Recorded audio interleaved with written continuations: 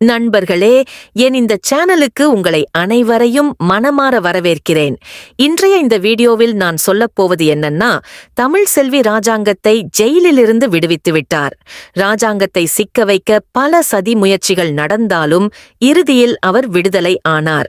வீடியோவில் அடுத்ததாக போகும் முன் ஒரு சிறிய விஷயம்.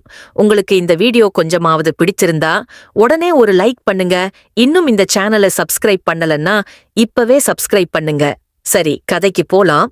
ராஜாங்கம் மெதுவாக ஈஸ்வரியிடம் வந்து எந்த தயக்கமும் இல்லாமல் எல்லா உண்மையையும் அவள் முன் வெளிப்படையாக சொல்ல ஆரம்பிக்கிறார். தமிழ் செல்வியிடம் செய்த துரோகம், அவளது குரலில் பேசி ஏமாற்றியது, வீட்டிலிருந்து துரத்த திட்டமிட்டது, எல்லாமே எனக்கு தெரிஞ்சிருச்சு என்று சொல்கிறார். சக்தி ஜெயிலில் வந்து எல்லா உண்மையையும் சொல்லிட்டான் என்றும் அவர் கூறுகிறார். இதை கேட்டவுடனே ஈஸ்வரி முற்றிலும் உடைந்து ராஜாங்கத்தின் காலில் விழுந்து மன்னிப்பு கேட்க ஆரம்பிக்கிறாள். ஆனால் இப்போது சூழ்நிலை மாறிவிட்டது. அம்மாச்சி, வெள்ளத்தாய் இருவருக்கும் கோபம் வெடித்து அவளை திட்ட ஆரம்பிக்கிறார்கள். வீடு முழுக்க கோபமும் உணர்ச்சியும் கலந்த பதட்டமான நிலை உருவாகிறது. ஈஸ்வரிக்கு இப்போ தப்பிக்க எந்த வழியும் இல்லை என்று புரிகிறது. அந்த நேரத்தில் ராஜாங்கம் துப்பாக்கியை எடுத்து தனது கோபத்தை வெளிப்படுத்துகிறார். ஈஸ்வரி பயந்து நடுங்கி தன்னை காப்பாற்றும்படி கேட்கிறாள். ஆனால் ராஜாங்கத்தின் கண்களில் கருணை எதுவும் இல்லை. அவர் சுட முயற்சிக்கும்போது சேது உடனே நடுவில் வந்து தடுத்து விடுகிறார். இத்தனை நாள் கஷ்டப்பட்டு இப்போ மீண்டும் பிரச்சனையில் விழவேண்டாம் என்று அழுது கொண்டு சொல்லுகிறார். மோகனாவும் அவரை சமாதானப்படுத்த முயற்சிக்கிறார். சில நொடிகள் கனமான அமைதிக்குப் பிறகு ராஜாங்கம் தன்னை கட்டுப்படுத்தி துப்பாக்கியை கீழே வைக்கிறார்.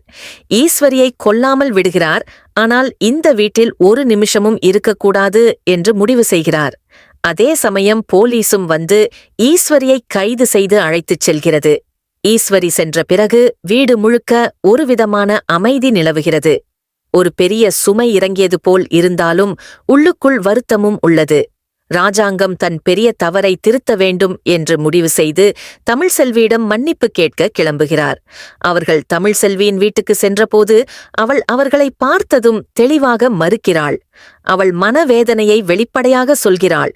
கணவன் தன்னிடம் நம்பிக்கை வைத்திருந்தால் வாழ்க்கை வேற மாதிரி இருந்திருக்கும் என்று கூறுகிறாள். இப்போது அந்த உறவுக்குள் திரும்ப விருப்பமில்லை. தன் சுயமரியாதையுடன் குழந்தைகளோடு தனியாக வாழ விரும்புகிறாள் என்று சொல்கிறாள். அந்த உணர்ச்சிகரமான நேரத்தில் தமிழுக்கு திடீரென பிரசவ வலி வருகிறது. உடனே அனைவரும் சேர்ந்து அவளை மருத்துவமனைக்கு அழைத்துச் செல்கிறார்கள். இறுதியில் தமிழ் செல்விக்கும் சேதுவுக்கும் 2 அழகான பெண் குழந்தைகள் பிறக்கின்றன. அந்த தருணம் எல்லாருக்கும் ஒரு புதிய தொடக்கமாக இருந்தாலும் பழைய காயங்கள் இன்னும் முழுமையாக ஆறவில்லை. இதுதான் இன்றைய கதையின் முக்கியமான பகுதி. நான் இல்ல, ஒரு மனிதன்தான் இந்த வீடியோவை உங்களுக்காக சொல்லிக் கொடுக்கிறேன். இந்த வீடியோ பார்த்ததற்கு அனைவருக்கும் மனமார்ந்த நன்றி.